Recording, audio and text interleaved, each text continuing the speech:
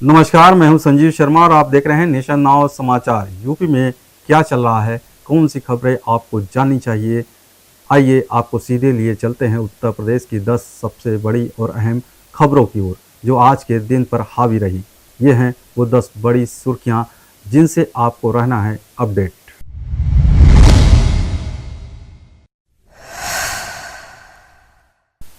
नमस्कार, मैं हूं संजीव शर्मा और आप देख रहे हैं नेशन नाउ समाचार। झांसी में पत्नी की हत्या करने वाले आरोपी पति को कोर्ट ने दोषी ठहराया है। सत्र न्यायालय ने 10 साल की सजा सुनाते हुए इंसाफ की एक मिसाल पेश की है। देखिए ये विशेष रिपोर्ट। झांसी के कोतवाली थाना क्षेत्र से जुड़ा ये मामला साल 2020 का है, जहां हरिमोहन उर्फ टेम्पो नामक शख्स ने अपनी पत्नी की बेरहमी से हत्या कर दी थी। घटना के बाद पीड़िता की बेटी सपना वर्मा ने एफआईआर दर्ज कराते हुए बताया था कि उसका पिता शराब के नशे में अक्सर मां को मारा पीटा करता था। 3 जुलाई 2020 को भी ऐसी ही एक घटना के दौरान आरोपी ने मां को बुरी तरह पीटा, जिससे गंभीर चोटें आई और इलाज के दौरान उनकी मौत हो गई। मामले की सुनवाई जिला सत्र न्यायालय झांसी में माननीय न्यायाधीश कमलेश कंचन की अदालत में हुई। अभियोजन पक्ष की ओर से डीडीसी क्राइम मृदुल श्रीवास्तव ने सभी गवाहों और सबूतों को पेश किया। अदालत ने सभी पक्षों की सुनवाई के बाद आरोपी पति हरिमोहन को दोषी मानते हुए उसे 10 वर्ष के कठोर कारावास की सजा सुनाई है। कोर्ट के इस फैसले को पीड़िता के परिवार ने न्याय की जीत बताया है। मैं डीजीसी क्राइम मृदुल श्रीवास्तव, जिला एवं सत्र न्यायालय झांसी के न्यायालय में माननीय कमलेश कंचल जी द्वारा आज जजमेंट दिया गया। ये 2020 का मामला था, थाना कोतवाली का। ये हरिमोहन उर्फ टेम्पो के नाम से फाइल चल रही थी और इसमें वादी मुकदमा सपना वर्मा थी। सपना वर्मा ने अपने पिता के खिलाफ एफआईआर दर्ज कराई थी 302 की, और कि जो है मेरी माँ गायत्री को मेरे पिता ने लड़ाई झगड़ा करते थे, शराब पी के मारते पीटते थे। दिनांक जो है 3/7/2020 को ये वहां से कहीं से आ रहा था और इसकी माँ जो है कहीं पर जा रही थी रास्ते में ही, तो उसने इनको रोका और रोक कर एपेक्स से इनको मार के घायल कर दिया। घायल करने के बाद वो वहीं पर गिर पड़ी। उनको इलाज के लिए मेडिकल कॉलेज ले जाया जाता है, लेकिन वो इलाज के दौरान ही उनकी मृत्यु हो जाती है। लेटर ऑन इसमें 304 में चार्जशीट आती है। चार्जशीट आने के बाद ट्रायल चालू होता है। ट्रायल में जो वादिया मुकदमा थी, शुरू में तो ये इसने बयान इंटैक्ट बयान दिए, खिलाफ में बयान दिए, लेकिन क्योंकि पिता इसका खुद मुलजिम था, पिता इसका, तो बाद में जब जिरह इससे वकील द्वारा क्रॉस की गई तो उनके पक्ष में इसने जवाब दिए। लेटर ऑन फिर हमारे पास में एक गवाह बचा था जो इस बात का गवाह था कि घटना स्थल से मुलजिम को घटना करके भागते हुए उसने देखा, ये अकील अहमद सिद्दीकी। तो उस व्यक्ति ने वहां पर घटना को देखा और लार्सिन का एविडेंस था इसी बात को, और इसके पोजीशन से वो जो है एपेक्स ईंटा था वो इससे बरामद हुआ। तो जहां पर एक सुप्रीम कोर्ट का लॉ भी है कि जहां पर हत्या जैसी घटनाएं होती वहां पर पब्लिक का कोई भी गवाह बयान देने को तैयार नहीं होता है, तो उसको सारी चीजें नजीर भी दाखिल करी हम लोगों ने, और इसको इन सारे तथ्यों को मेडिकल रिपोर्ट के आधार पर जो इंजरी थी उसकी और जो फर्द बरामद हुई थी उस एपेक्स, इन सारी चीजों को लेते हुए, क्योंकि लड़की ने भी शुरू में बयान अपने पिता के खिलाफ में दिए, इन सारे तथ्यों को निचोड़ निकालकर माननीय न्यायालय द्वारा आज उसको दोष सिद्ध किया गया।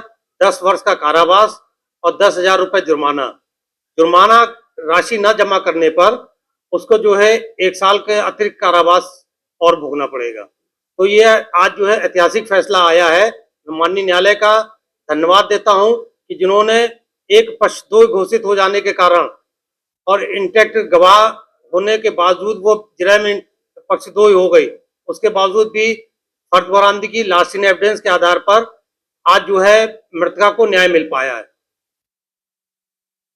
बने रहिए हमारे साथ, देखते रहिए नेशन नाउ समाचार। जौनपुर के खुटन थाना क्षेत्र के तिगरा गांव में बरसात के पानी की छींटों से नाराज एक व्यक्ति ने कुल्हाड़ी से हमला कर युवक की हत्या कर दी। मृतक संतोष यादव शेखपुर सुतौली गांव के रहने वाले थे और बाइक से डीजल लेने कुटन बाजार जा रहे थे। घोसपुर बाजार के पास उसकी बाइक से निकले पानी के छींटे पास खड़े चंद्रभान यादव पर जा पड़े। इसी बात को लेकर दोनों में कहासुनी हो गई और चंद्रभान ने पास रखी कुल्हाड़ी उठाकर संतोष के सिर पर हमला कर दिया। घायल संतोष को पहले CHC फिर जिला अस्पताल ले जाया गया, जहां डॉक्टरों ने उसे मृत घोषित कर दिया। घटना की सूचना मिलते ही तुरंत पुलिस मौके पर पहुंची और तेजी से कार्रवाई करते हुए चंद्रभान यादव को 1 घंटे में, जबकि मुख्य आरोपी शैलेश और सुरेंद्र को 2 घंटे में गिरफ्तार कर लिया। CO शागन अजीत सिंह चौहान ने बताया कि तीनों आरोपियों के खिलाफ हत्या का मुकदमा दर्ज कर आगे कानूनी कार्रवाई शुरू कर दी गई। सिखों के नवे गुरु श्री गुरु तेग बहादुर जी के 350वें शहीदी वर्ष पर समर्पित संदेश यात्रा मुख्यमंत्री आवास से शुरू होकर अब कानपुर देहात पहुंच चुकी है। यह ऐतिहासिक यात्रा लखनऊ के श्री गुरु सिंह सभा नाका हिंडोला से लेकर दिल्ली के गुरुद्वारा शीशगंज साहिब चांदनी चौक तक जाएगी। मुख्यमंत्री योगी आदित्यनाथ और राज्य मंत्री सरदार बलदेव सिंह औलख की गर्मामयी उपस्थिति में शुरू हुई इस यात्रा का उद्देश्य है गुरु तेग बहादुर जी के बलिदान, उनके सनातन धर्म रक्षक रूप का संदेश जन जन तक पहुंचाना। यात्रा का संयोजक सरदार परविंदर सिंह और सरदार डॉक्टर अमरजोत सिंह के नेतृत्व में इस रथ यात्रा का कानपुर देहात में भव्य स्वागत हुआ। पंजाबी ढाबा पर जुटे सैकड़ों श्रद्धालुओं ने यात्रा में शामिल संतों को भगवा अंग वस्त्र और पुष्प अर्पित कर गुरु जी के बलिदान को नमन किया। सरदार प्रमोद सिंह केशावत ने आयोजन में विशेष भूमिका निभाते हुए सभी श्रद्धालुओं को ऐतिहासिक पल का हिस्सा बनने के लिए प्रेरित किया। 2027 के विधानसभा चुनाव से पहले राष्ट्रीय लोकदल नारी शक्ति को संगठित कर सियासी जमीन मजबूत करने में जुट गया है। इसी कड़ी में सहारनपुर के दिल्ली रोड स्थित RLD कार्यालय पर नारी शक्ति संगठन सदस्यता अभियान की शुरुआत हुई।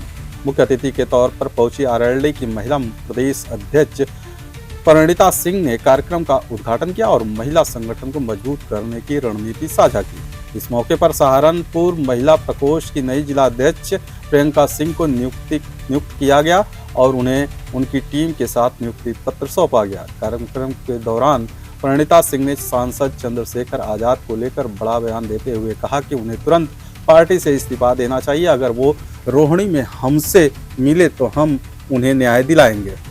इसके साथ ही उन्होंने NDA के नेताओं पर भी निशाना साधते हुए कहा कि उनकी वीडियो सामने आ रही है, ऐसे उदंड और शैतान लोगों के खिलाफ हमारी लड़ाई जारी रहेगी।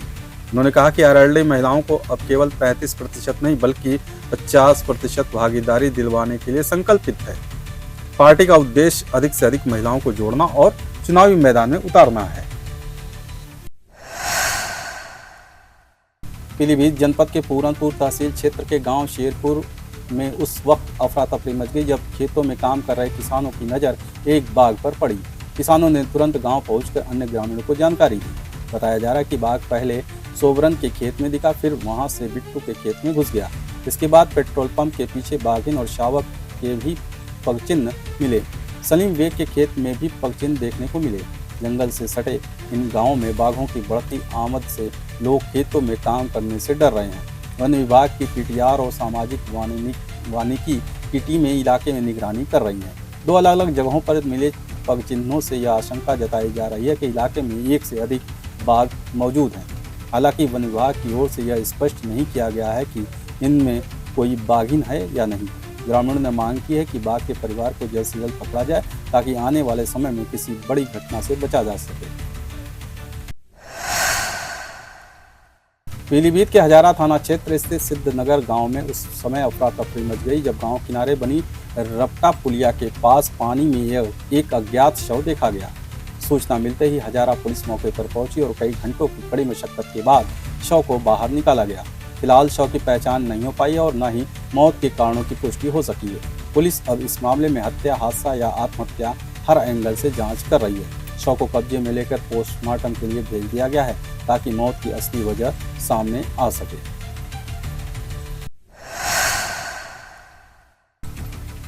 हमीरपुर राठ स्टेट हाईवे 42 पर रविवार की सुबह उस वक्त हड़कंप मच गया जब पौथिया गांव के पास झाड़ियों में खून से लथपथ युवक का शव पड़ा मिला। स्थानीय लोगों की नज़र शव पर पड़ी तो इलाके में दहशत फैल गई और तत्काल पुलिस को सूचना दी गई। मौके पर पहुंची पुलिस ने शव को कब्जे में लेकर पहचान की प्रक्रिया शुरू की। कुछ ही देर में युवक की पहचान सदर कोतवाली क्षेत्र के हलौली तीर गांव निवासी 23 वर्षीय श्यामू उर्फ सुरेंद्र सविता के रूप में हो गई। शव की हालत देखकर पुलिस अज्ञात वाहन की टक्कर से मौत होने की संभावना जता रही है, लेकिन स्थानीय लोग इसे साजिशन हत्या बता रहे हैं। युवक के शरीर पर गहरे घाव के निशान हैं और जिस तरह से शव झाड़ियों में फेंका गया उससे यह घटना संदिग्ध लग रही है। औरैया जिले के अजीतमल क्षेत्र की एक हिंदू युवती ने बेहद चौंकाने वाले आरोप लगाए हैं। पीड़िता का कहना है कि बलरामपुर का रहने वाला कुख्यात धर्मांतरण माफिया छांगुर बाबा और उसके साथी मिराज अंसारी उर्फ रुद्र शर्मा ने उसे पहले झाड़ फूक के बहाने फंसाया।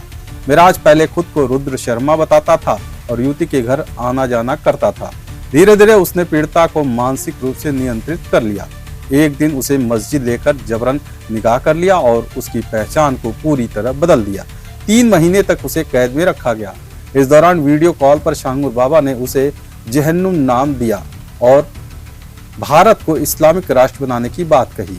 पीड़िता के मुताबिक मिराज ने उसकी अश्लील वीडियो बनाकर उसके पिता को दिखाई और छोटी बहन से निकाह की मांग रखी। गुस्से में पिता ने लोहे की राड से मिराज की हत्या कर दी। इसके बाद पीड़िता के माता पिता को ही पुलिस ने जेल भेज दिया, जबकि स्थानीय थाने ने शिकायत नहीं लिखी। बाद में मामला लखनऊ ATS तक पहुंचा, जहां FIR दर्ज हुई और पीड़िता ने कोर्ट में अपना बयान भी दर्ज कराया। सबसे सनसनीखेज बात यह है कि पीड़िता का दावा है कि छांगुर बाबा अब तक हजारों लड़कियों का धर्मांतरण करा चुका है और उसके नेटवर्क का विस्तार पूरे यूपी में फैल चुका है। बांदा जिले में हो रही भारी बारिश के चलते केन नदी उफान पर है। नदी का जलस्तर खतरे के निशान को पार कर चुका है और प्रशासन को आशंका है कि यह जलस्तर अब भी 2 मीटर तक और बढ़ सकता है। पिलानी तहसील के कुछ गांवों का संपर्क अब पूरी तरह से कट गया है। हालांकि प्रशासन का कहना है कि 106 मीटर तक जल स्तर बढ़ना चिंता की बात नहीं है। अपर जिलाधिकारी राजेश कुमार और सदर तहसीलदार ने खुद मौके पर पहुंचकर बाढ़ प्रभावित इलाकों का मुआयना किया।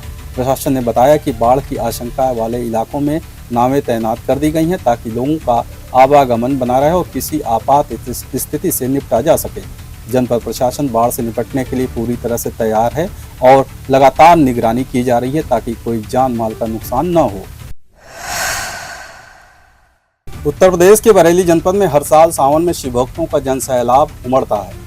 कांवड़ यात्रा में हरिद्वार, गंगोत्री और गौमुख से जल लेकर कांवड़ ये सिद्ध बाबा मंदिर पहुंचते हैं। मुख्यमंत्री योगी आदित्यनाथ ने कांवड़ यात्रा के दौरान सुरक्षा, सेवा और सुविधा को सर्वोच्च प्राथमिकता देने के निर्देश दिए हैं। इन्हीं निर्देशों के अनुपालन में प्रशासन ने यात्रा मार्ग पर व्यापक इंतजाम किए हैं। फरीदपुर के SDM मल्लिका नयन ने स्वयं यात्रा मार्गों का निरीक्षण कर विश्राम स्थलों, पेयजल, शौचालय और स्वास्थ्य सेवाओं की समीक्षा की।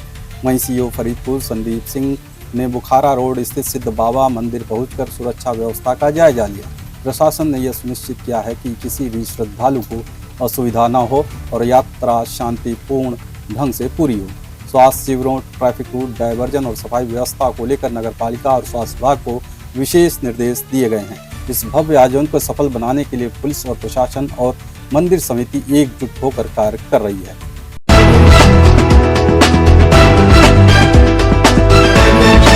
तो ये थी यूपी की वो 10 बड़ी खबरें जो आपके लिए जानना जरूरी था। अगर अब तक आपने हमारे चैनल को सब्सक्राइब नहीं किया है तो अभी कर लीजिए, क्योंकि हम लाते हैं आपके लिए हर खबर की असली परतें तेज, सटीक और बिना लॉग लपेट के।